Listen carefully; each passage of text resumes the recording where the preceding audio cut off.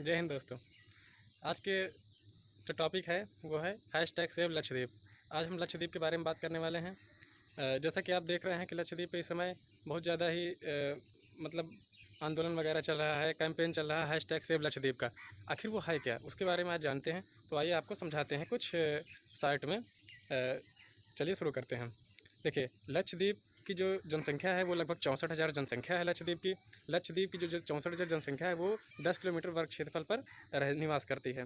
और लक्षद्वीप एक क्या है, यूनियन टेरिटरी है। यूनियन टेरिटरी यूटी होने के कारण वहाँ पर केंद्र सरकार का ही सारा कुछ रहता है, केंद्र सरकार का ही सब कुछ वहाँ चलता है। तो केंद्र सरकार यूटी में अपना एक एडमिनिस्ट्रेटर, या तो कह सकते हैं उपराज्यपाल कह सकते हैं, या एडमिनिस्ट्रेटर नियुक्त करती है, जो अपना सारी रिपोर्ट हर वो जो अपना जो भी उसका रहता है वो अपनी सारी रिपोर्ट केंद्र सरकार को सौंपती है।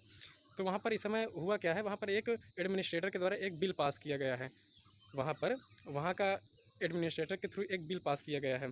और उस बिल में ये है कि वहाँ का जो डेवलपमेंट है, डेवलपमेंट करने के लिए जो वहाँ की गवर्नमेंट जब डेवलपमेंट करेगी, तो अगर वहाँ पर किसी का घर या किसी का कोई ज़मीन वगैरह आता है तो वो उस पर उसका अधिकार नहीं रहेगा, उसको सरकार ले सकती है और उस पर विकास के कार्य, तमाम सारे कार्य हैं वो अपना करेगी।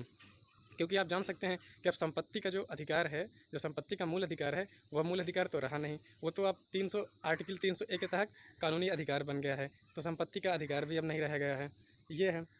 और वहाँ पर बनाया ये गया, जैसे आप देखते हैं कि हमारे यहाँ उत्तर प्रदेश में लखनऊ डेवलपमेंट अथॉरिटी LDA, इसी तरह राजस्थान में है, राजस्थान की राजधानी क्या है, जयपुर। तो जयपुर में क्या है, जयपुर डेवलपमेंट अथॉरिटी JDA। इसी तरह दिल्ली में क्या है, दिल्ली डेवलपमेंट अथॉरिटी DDA।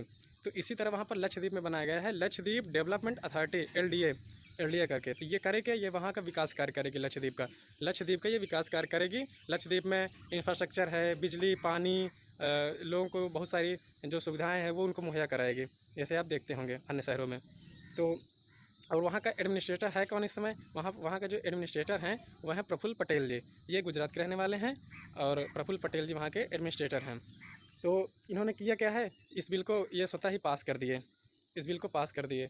अब इसी बिल को लेकर के वहाँ पर बवाल मचा हुआ है। और इन्होंने वहाँ बहुत सारी चीज़ें की, जैसे जो बीफ होता है, जो मांस वगैरह होता है, उसको इन्होंने उस पर प्रतिबंध लगा दिया। और जो वो होती है लिकर, जो शराब होती है, उसको इन्होंने अलाउ कर दिया। अब आप समझिए, वहाँ पर लक्षद्वीप में लगभग 90 प्लस, मतलब 90%, आप प्लस में ही रखिए इसको, 90+% वहाँ पर मुस्लिम समुदाय की जनसंख्या निवास करती है। तो आप समझिए, जब वहाँ पर ये सब चीज़ें बंद की जाएंगी तो ये तो उनके खिलाफ हो गया। वहाँ पर जो बीफ वगैरह अगर ये सब बंद हो जाएंगे, मांस वगैरह, तो वो लोग खाएंगे क्या, क्योंकि यही उनका एक अधिकतर कह सकते हैं मुख्य भोजन और व्यवसाय भी होता है उनका ये। तो वो लोग करेंगे क्या। और वहाँ पर जैसा कि अभी आप देखा गया है, अभी कुछ ही दिनों में वहाँ पर लक्षद्वीप ने यूटी के रूप में फर्स्ट यूटी के रूप में ऑर्गेनिक होने का दर्जा प्राप्त किया है, और स्टेट के रूप में सिक्किम ने प्राप्त किया है। और आप ये जो प्रफुल्ल पटेल जी हैं, इन्होंने मतलब जो लोग विरोध कर रहे हैं कि प्रफुल्ल पटेल गो बैक, या इनको हटाने के लिए मतलब अपना प्रेसिडेंट और केंद्र सरकार से मांग कर रहे हैं कि इनको हटाया जाए। साथियों, अच्छे से याद कर लेना, जो बिल का नाम है वो बिल का नाम है लक्षद्वीप विकास प्राधिकरण विनियमन 2021। लक्षद्वीप विकास प्राधिकरण विनियमन 2021, ये बिल का नाम है। और प्रफुल्ल पटेल जी वहाँ के लक्षद्वीप के एडमिनिस्ट्रेटर हैं, और इसको उन्होंने पास कर दिया है। अब पास होने के बाद क्या होगा, वहाँ पर ये विकास कार्य करवाएंगे। और विकास कार्य में क्या है, अगर कोई भी चीज़ विकास कार्य में बाधा बनेगी तो सरकार उसको क्या करेगी, उसको एकदम डिमोलिश कर देगी, डिस्ट्रॉय कर देगी। तो ये मतलब इसी चीज़ में लोग, इसी को देखते हुए लोग विरोध कर रहे हैं कि अगर लोगों की संपत्ति वहाँ पर किसी का मकान, किसी का घर आ जाएगा, और वहाँ पर सरकार क्या करेगी कि ये जो इसका जो ये बिल रहेगा, ये जो इसका कानून रहेगा, इसके थ्रू उसको गिरा देगी, उसको ले लेगी, छीन लेगी संपत्ति का, क्योंकि अब संपत्ति का मूल अधिकार तो रहा नहीं गया।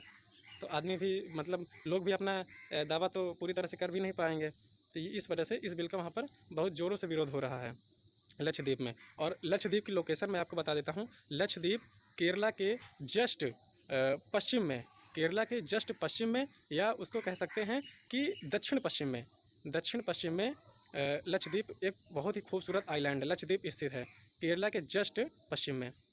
अब ये बहुत ही खूबसूरत आइलैंड है। इसको मतलब सरकार का ये मानना है, सरकार का ये कहना है कि इसको जो है मतलब एक इसको बहुत अच्छे से इसको मतलब इसका डेवलपमेंट कर दिया जाए, ताकि ये भी देखने में अच्छा लगे और यहाँ पर भी टूरिस्ट बढ़े।